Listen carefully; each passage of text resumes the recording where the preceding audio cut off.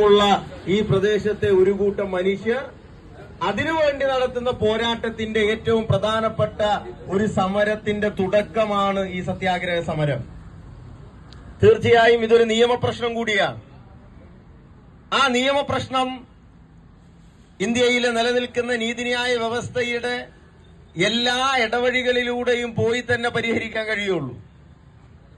കൃത്യമായി രാജ്യത്ത് നിഷ്കർഷിക്കപ്പെട്ടിട്ടുള്ള നിയമത്തിലൂടെ ഈ തെറ്റ് ചെയ്ത കൊള്ള സംഘത്തിന്റെ പൊയ്മുഖം ഈ സമൂഹത്തിന്റെ മുന്നിൽ വലിച്ചു കീറുന്നതിന് വേണ്ടി വലിയ നിയമ പോരാട്ടം ഈ സമരസമിതി ഇവിടത്തെ ഇതിനുവേണ്ടി നേതൃത്വം നൽകുന്ന ആളുകൾ നടത്തുന്നുണ്ട്.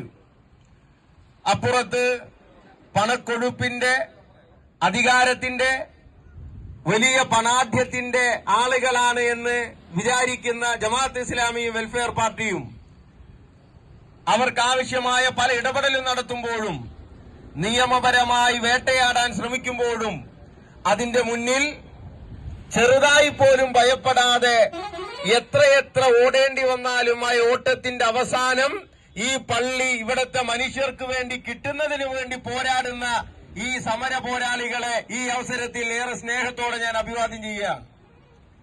സത്യത്തിന് വേണ്ടി, നീതിക്ക് വേണ്ടി നിലകൊള്ളുന്ന ഈ പോരാട്ടത്തിൽ, ആ പോരാട്ടത്തിന്റെ നിയമപരവും അതിന്റെ സാമൂഹ്യപരവുമായ മുഴുവൻ സന്ദർഭങ്ങളിലും ഇവിടുത്തെ ജനങ്ങൾ ഉയർത്തുന്ന ശരിയായ നിലപാടിനോടൊപ്പം ഇന്ത്യയിലെ സംഘടിതമായ യുവജന പ്രസ്ഥാനം ഡിവൈഎഫ്ഐയും ഈ പ്രദേശത്തെ കമ്മ്യൂണിസ്റ്റ് പാർട്ടി മാർക്സിസ്റ്റും ഉണ്ടാകുമെന്ന് ഈ നാട്ടിലെ ജനങ്ങൾക്ക് ഞങ്ങൾ ഉറപ്പു നൽകുകയാണ്. അതിലൊരു സംശയവും ഈ നാട്ടിലെ ജനങ്ങൾക്ക് ഉണ്ടാവേണ്ട.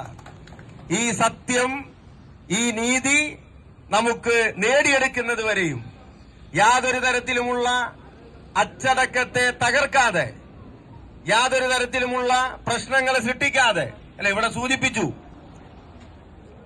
നിരന്തരം പ്രശ്നങ്ങൾ ഉണ്ടാക്കാൻ പ്രകോപനപരമായ പല ഇടപെടലുകളും അപ്പുറത്തെ ഭാഗത്ത് നിന്നുണ്ടായിട്ടുണ്ട്. അപ്പോഴെല്ലാം പ്രായം ചെന്ന മനുഷ്യർ ഈ കൂട്ടത്തിലുണ്ട്. ശാരീരിക അവശതകളും ജീവിത പ്രയാസങ്ങളും അനുഭവിക്കുന്നവർ ഈ കൂട്ടത്തിലുണ്ട്.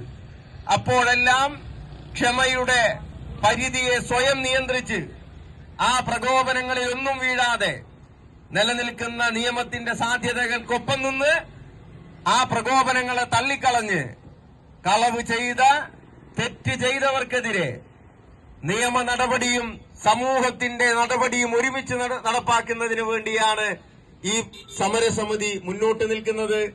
അത് ഈ ഒരു സമരം കൊണ്ട് അവസാനിക്കുന്നതല്ല.